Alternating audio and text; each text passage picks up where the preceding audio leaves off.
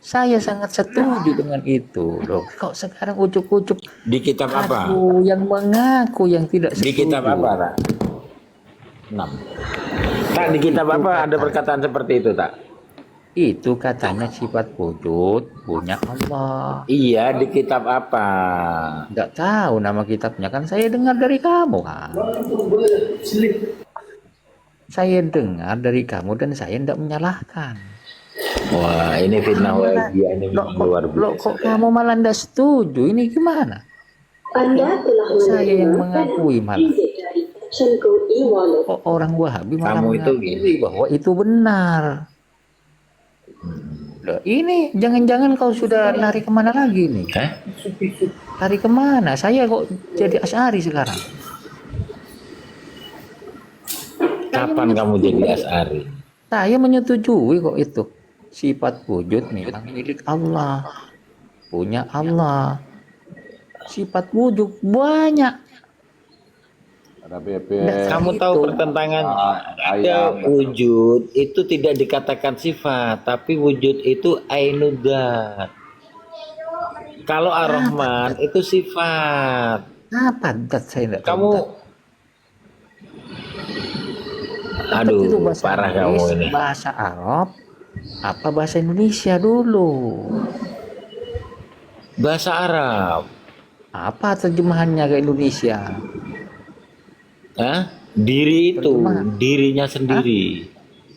Oh, Diri sendiri. Diri. Berarti diri milik Allah apa diri bernama Allah? Itu sudah bukan milik lagi, tapi ainudzat. Aduh, katanya zatullah. Siapa yang katanya? Siapa yang katanya? Mudab ele. Mudab ele. Aduh, dibilangin mudab ele. Itu mudab ele. Kalau memang Mana ada bahasa Arab mudhaf eleh? Nggak ada mudhaf eleh. Nggak ada bahasa Arab mudhaf eleh, itu nggak ada. Oh, ya susah saya. Saya dengar dari Ustadz mudab ele itu. Siapa ustaznya yang kata mudhaf eleh itu? Begini. Kak, boleh saya komentar sedikit? Monggo. Nah, jadi dalam sifat 20 ya. Dalam sifat 20 itu termasuk wujud itu termasuk dalam sifat 20. Makanya sifat 20 itu kan dibagi 4. Yang wujud itu dinamakan sifat nafsiyah. Yang artinya sifat yang wajib bagi zat selama kekal zat dan tidak diilatkan dengan suatu ilat. Nah, itu makna nafsiyah. Memang betul, itu memang zat, tapi nama sifatnya wujud. Nah, untuk memudahkan ke Abang Abata betul bilang itu ainul wujud. Yang Abang Rofita bilang juga benar, itu sifat, betul. Cuman nama sifat wujud itu disebut sifat nafsiyah. Nah, sifat diri zat, ainul zat, betul. Cuma salah pengertian saja sebenarnya. Itu betul sama-sama. Itu menurut saya. Nah, makanya sifat setelah kidam, baka itu kan disebut sifat salbiyah. Nah, seperti itu. Sifat mani, sifat manawiyah, kan itu kan ada pembagiannya. Bang Rofita mengatakan sifat, Abang Abata tak tujuh sifat, itu ainul zat, itu betul juga. Cuman untuk memudahkan 20 itu termasuk wujud disebut sifat. Lantas dibedakan, wujud ini disebutlah sifat nafsiyah, sifat yang wajib bagi zat selama kekal zat dan tidak diilatkan dengan suatu ilat, tidak disebabkan oleh suatu sebab. Nah, sebegitu, setahu saya begitu. Nah. Dalam pembahasan wujud ini ada dua pandangan ulama. Ada yang mengatakan Iya, itu betul. sifat. Ada yang mengatakan itu ain zat. Dua ini beda. Iya. Yang mengatakan itu sifat itu Imam Fakhruddin Ar-Razi.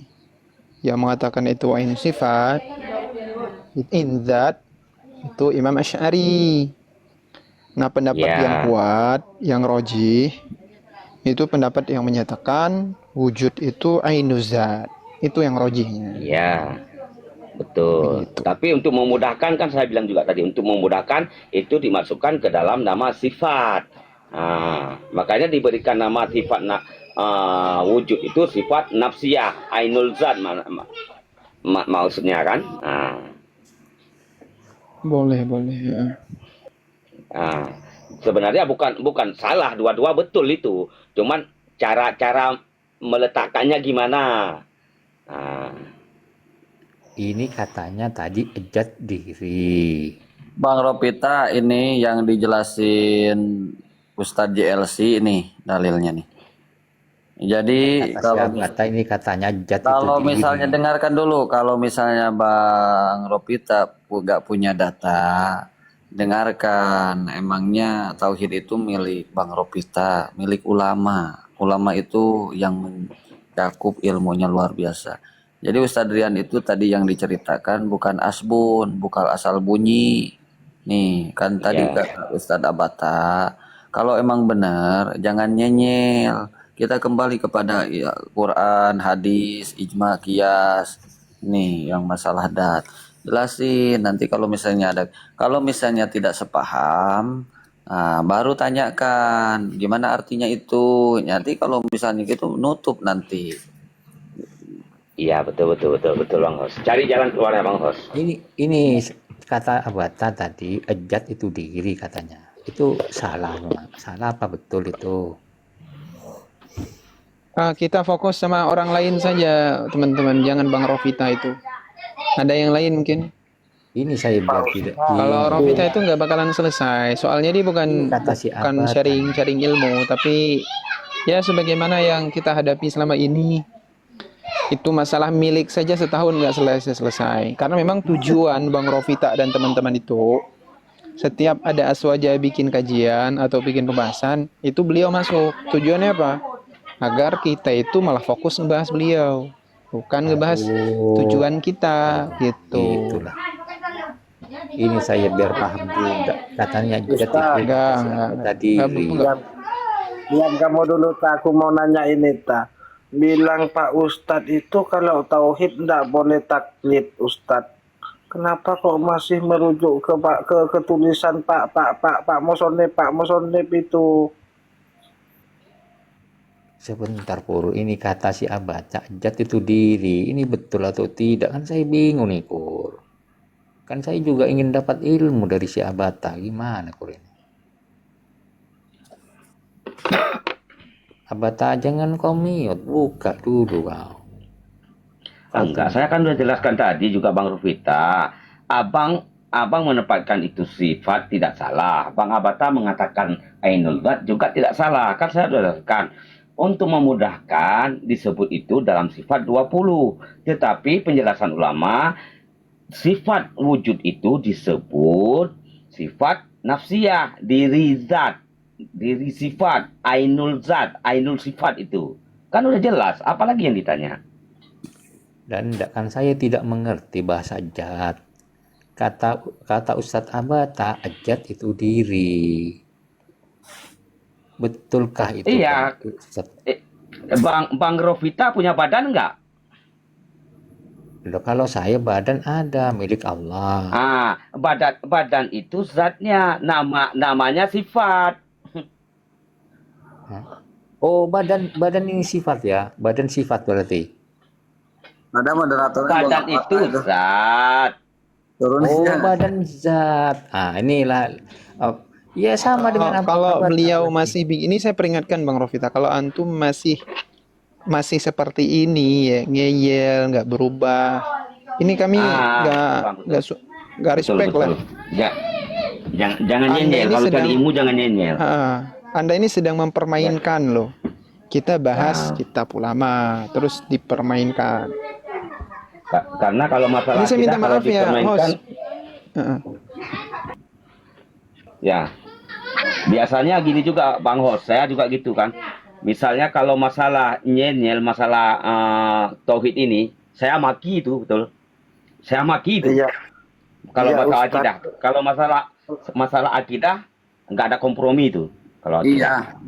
Udah orangnya kan sudah nggak ada Pak Ustadz. Ini tentang taklid ini kan akidahnya bilangnya nggak boleh taklid Pak Ustadz. Ini gimana ini?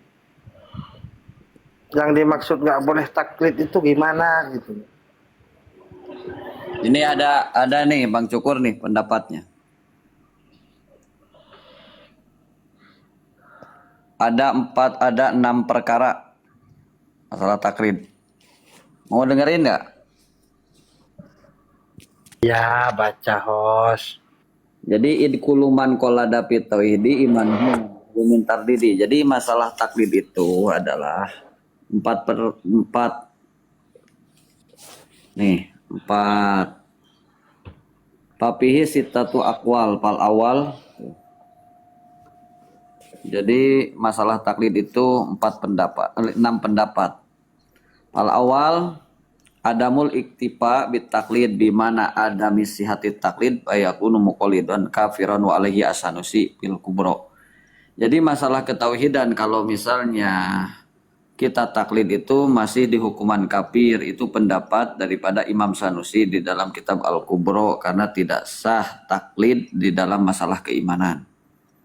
Kedua, al-iktifau bit taklid ma isyan. Boleh, cukup taklid, tapi dibarengi dengan dosa mutlakon sawun kana fihi ahliyah linadri amla. Itu orangnya mau pintar atau tidak pintar, mau berpikir atau tidak mau mutlakon. Kedua itu. Pendapat yang ketiga, al-iktifau bihi ma'al isyan in kana fihi ahliyah lin nadri wa illa fala isyan. Tapi dosa bagi orang yang cerdas. Tetapi kalau misalnya orang istilahnya telmik, telat mikir, gak mau telat mikirnya, itu tidak dosa. Tapi kalau bagi orang yang cerdas, dosa. Yang ketiga adalah orang yang bertaklid, misalkan kepada Quran dan Sunnah yang qot'i secara lir mampu mengambil dasar hukum secara qot'i dalil naklinya di dalam nas Al-Quran maupun hadis. Nah itu yang disebut yang lurus, yang tidak ragu lagi di dalam masalah keimanannya. Maka itu yang harus kita ikuti. Tuh. Dan yang kelima, cukup dan tidak dosa baik orang yang berpikir atau orang yang tidak berpikir, dalam artian orang yang cerdas maupun yang tidak cerdas. Nah, dan yang keenam adalah Yang keenam, orang yang bertaklid itu sah, tetapi haram bagi orang yang berpikir, maksudnya orang yang cerdas. Itu. Ini di Komal ini kena yang nomor berapa itu nanti nih? Ya, kalau kita bisa juga mau termasuk yang 3 boleh, al-iktifau bimal isyan serta duraka, karena kita ini bukan ahli berpikir. Mungkin dalil naklinya atau dalil akliyahnya salah menatijahkan. Tetapi kalau tidak cerdas, wa ila pala isyan, maka tidak dosa. Ya, gitu aja, kita pikir-pikir dulu kemana aja. Apakah kita cerdas atau tidak cerdas. Ini coba siapa? Coba Merpati Pulunga Polongo. Tauhid berdasarkan kecerdasan manusia. Kacau. Ini Bahlul, lihat aja ini pendapat ulama Bahlul. Ngomong sembarangan. Sadial sih. Yo, memang bisa bertauhid kalau gak ada akalnya. Apaan taklid? Allah ada aja. Terus dia gak mau berpikir itu. Panjang lah ini. Iya betul Ya, Bang, betul. Karena kan malam nggak selesai. dalam makna tauhid itu kan i'tikadun jazimun muwafiqun lihaqi, itu yang apanya kan? Nasiun andalilin muwafiqun lil waqi'i. Nasiun andalilin itu. Ini pendapat ulama. I'tikadun jazimun muwafiqun lil haq andalilin. Kalau yang saya pelajari 3 tingkat lah. I'tikadun jazimun itu bodoh total, itu yang kayak Bang Hos bilang